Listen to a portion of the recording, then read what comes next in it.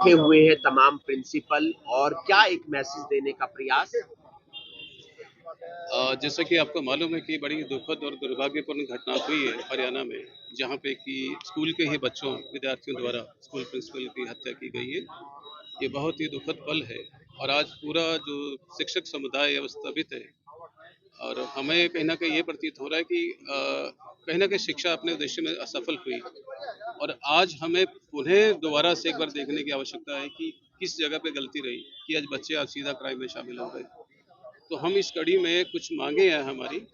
मैं आपको याद कराऊं कि बाल अधिकार के नाम पे पिछले कुछ समय से इस तरह के कानून बनाए गए जिसमें कि एक टीचर बच्चे को एक साधारण तौर पे डांट भी नहीं सकता।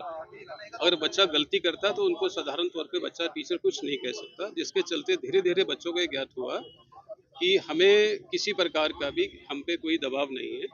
तो आजकल आपको पता है कि नेगेटिविटी समाज में काफ़ी है और सोशल मीडिया पे बच्चे रहते हैं। पेरेंट्स ने एक तरफ से पेरेंट्स बच्चों को बाइक्स लेके दी हुई है, मोबाइल फ़ोन लेके दिए हुए हैं, उनके पास पैसा है और आज का जो उनका रहन-सहन है तो तरीका है, उसमें जब भी शिक्षक सुधार करने की कोशिश करता है तो उसमें ना सिर्फ बच्चों द्वारा बल्कि जो अभिभावक वर्ग है वो भी कहीं न कहीं साथ आके शामिल होता है।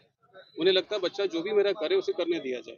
तो उसका परिणाम आज देख पा रहे हैं कि आज का युवा जो अपराध में शामिल हो रहा तो है। आज क्या कदम उठाया गया आपकी तरफ हमने से। बड़ा साफ तौर पे कहा है कि उन कानूनों को दोबारा से देखा जाए जिसमें कि बाल अधिकार के नाम पे बिल्कुल हमारे हाथ बांध दिए गए और कहीं न कहीं व्यवस्थाएँ जो हैं वो शिथिल पड़ती गई और आज कानून जो है वो कहीं न कहीं अपने आप को बड़ा असहज और अक्षम महसूस कर पा रहा है कि आज कुछ भी किया नहीं जा पा रहा।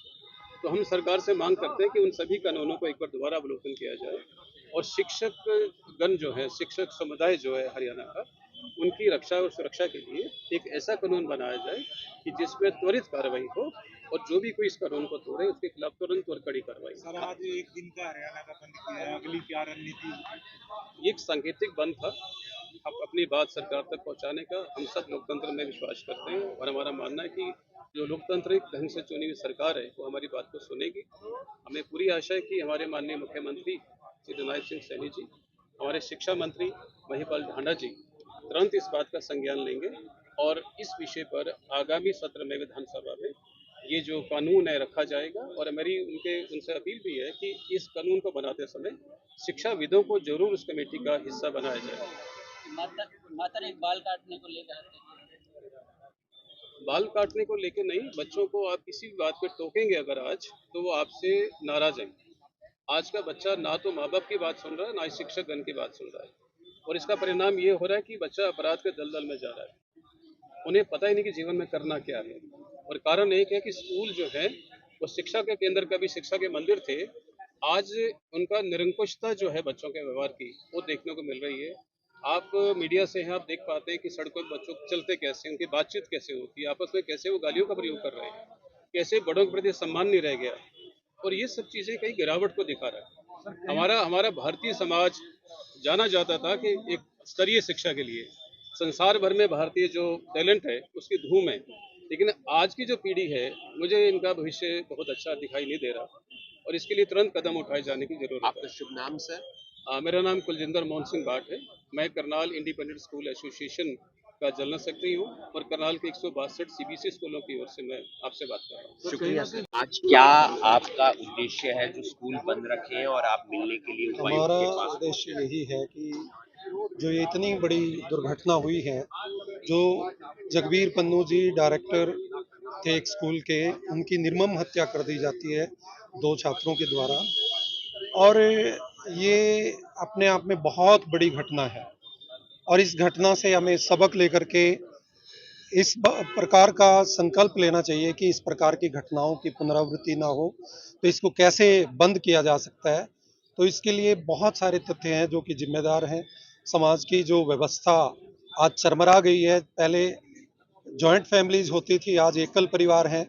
बड़े बुजुर्गों का साया बच्चों के सर से उठा हुआ है और इकट्ठे परिवार रहते थे। बड़े ताऊ चाचे दादा दादी होते थे, वो बच्चों को डांट दिया करते थे, समझाया करते थे, कहानियों के माध्यम से उनका मार्गदर्शन किया करते थे, लेकिन आज उस प्रकार की व्यवस्था देखने को नहीं मिलती। और उसी का परिणाम है कि आज बच्चे अपराध की तरफ उन्मुख हो रहे हैं और अपराध, जो बड़े बड़े अपराधी हैं उनके वैभव को देख करके बच्चे उसकी तरफ आकर्षित हो रहे हैं और अपराध की दुनिया में वो कदम रख रहे हैं। इस प्रकार से बहुत बड़ा ये समाज के लिए भी और देश के लिए भी बहुत आज बड़ी हड़ताल दुर्घटना रखी है। है आपने? आज ये सांकेतिक हड़ताल कह लीजिए या बंद कह लीजिए, तो एक दिन के लिए सांकेतिक रूप से हमने स्कूलों को बंद रखा है। किसको ज्ञापन सौंप रहे हैं? हम डीसी साहब को ज्ञापन देंगे ताकि वो सरकार को इससे अवगत कराएं और हमारी मांग है कि स्कूल सेफ्टी एक्ट बनाया जाए। जिस प्रकार से डॉक्टर्स के, हॉस्पिटल्स के लिए सेफ्टी एक्ट बनाया गया है, ठीक उसी प्रकार से स्कूल सेफ्टी एक्ट भी बनाया जाए। Thank you. सुरजीत सिंह सूबरी।